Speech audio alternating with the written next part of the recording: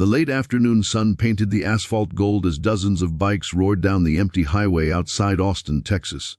The Iron Wolves, a group of rugged, tattooed bikers, were on their annual charity ride, raising funds for underprivileged kids. Their leather vests gleamed with patches of pride, and their laughter echoed through the wind.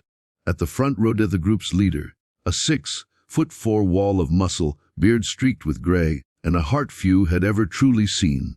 Mason was the kind of man who didn't say much, but when he did, people listened. They stopped at a small roadside gas station, the kind that looked forgotten by time. That's when Mason saw him, a maybe 10 years old, sitting beside a rusted bicycle that looked older than he was. His face was smudged with dust, his jeans torn at the knee, but it was his eyes, wide, frightened, and desperate, that made Mason slow his stride. The boy stood up quickly as the bikers approached. "Yes, sir," he stammered, clutching the handlebars of the broken bicycle. Would you buy my bike? Please." The group exchanged confused glances. Mason squatted down to meet the boy's eyes. "Why you selling it, kid?" The boy swallowed hard. "Mummy hasn't eaten in 2 days, sir. I thought maybe if I sell my bike, I could buy her food." Silence. Even the wind seemed to stop moving. One of the bikers, Colt, looked away, his jaw tight. Another muttered under his breath, "Damn." Mason's voice softened. "Where's your mom now?" "Home," the boy whispered. "We live in that trailer park down the road. Daddy, he used to work there before the men came and took everything." Mason frowned. "What men?" The boy hesitated, glancing nervously around. "They said Daddy owed money. They took our stuff, even our food. Daddy tried to stop them, but he got hurt. He's in the hospital now." Mason felt something twist inside him. He reached into his vest pocket, pulled out a wad of cash, and pressed it into the boy's small hands. "You keep your bike, son. Take this and get your mama something to eat, okay?" The boy's eyes filled with tears. "Sir, Mason interrupted with a half smile. "No, sir. Name's Mason. And you tell your mama the wolves say hi." The boy nodded quickly, whispering a trembling, "Thank you," before pedaling off as fast as he could. The group stood silent for a moment. Then Colt muttered, "You think the kid's telling the truth?" Mason looked down the road, eyes hard. Only one way to find out. They followed the dusty trail the boy had taken. When they reached the trailer park, what they saw broke their hearts. A woman sat outside a rundown trailer, her face pale and sunken. Her son was handing her a brown paper bag of groceries, tears streaming down his cheeks. She hugged him tightly, whispering words they couldn't hear. Then, across the street, Mason noticed a black SUV parked near another trailer. 2 men in suits laughing as they loaded furniture into the back. The boy's words echoed in his mind. They said Daddy owed money. Mason's jaw clenched. "Colt," he said quietly, "those the men?" Colt nodded. "Looks like it. The Iron Wolves weren't saints. They'd seen enough injustice to know when someone was being taken advantage of. And Mason, well, Mason had a way of making things right." The bikers rolled up, engines growling low. The men turned, startled. "Hey, this ain't your business," one shouted. Mason dismounted, towering over them. "It is now," he said. A tense silence followed. Then Mason reached into his vest again, pulled out a check. "You say the family owes you money. Here's triple whatever they owed. You take it, and you don't come back. Ever." The men exchanged glances, sneering. "You think you can just—" Mason took a slow step forward, his voice dropping low. "You don't want to finish that sentence." Something in his eyes, something cold and dangerous, made them hesitate. One of them snatched the check, muttered a curse, and they sped off without another word. The woman stared, stunned. Who are you people?" Mason smiled softly. "Just folks passing by who believe nobody should go hungry." Her lips trembled. Thank you so much."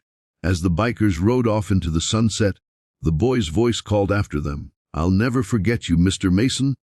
A Mason raised a hand without turning back.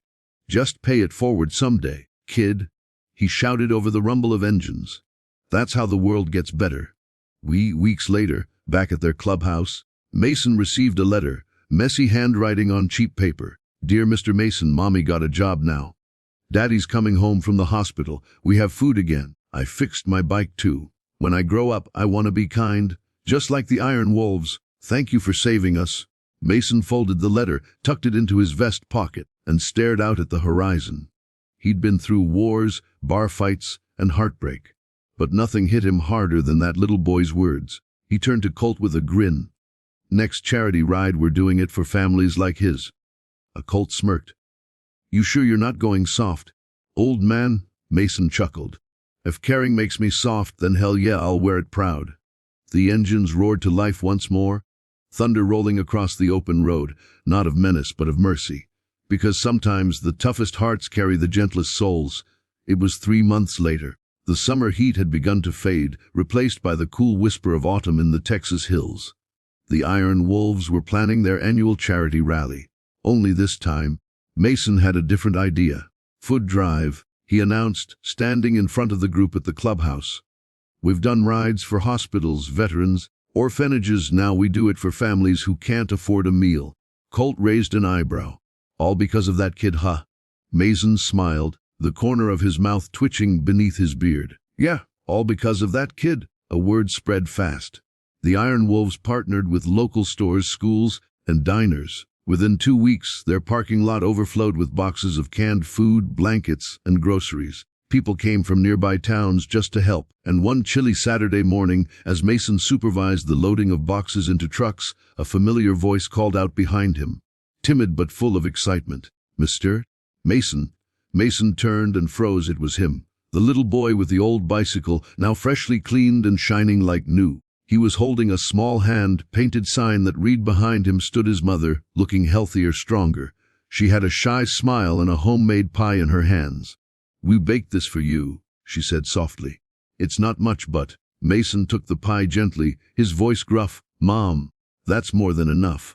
The boy looked around at the roaring bikes and smiling faces. "You were right, Mr. Mason. The world does get better when we help each other. So me and Mom, we've been helping too." Mason crouched down, curiosity in his eyes. "Helping how, buddy?" The boy grinned. "We've been cooking food for the old man in the next trailer. And when I grow up—" He straightened his little shoulders. "I'm gonna start a group like yours. Maybe I'll call it the Little Wolves." Laughter rippled through the crowd. Colt clapped the boy on the shoulder.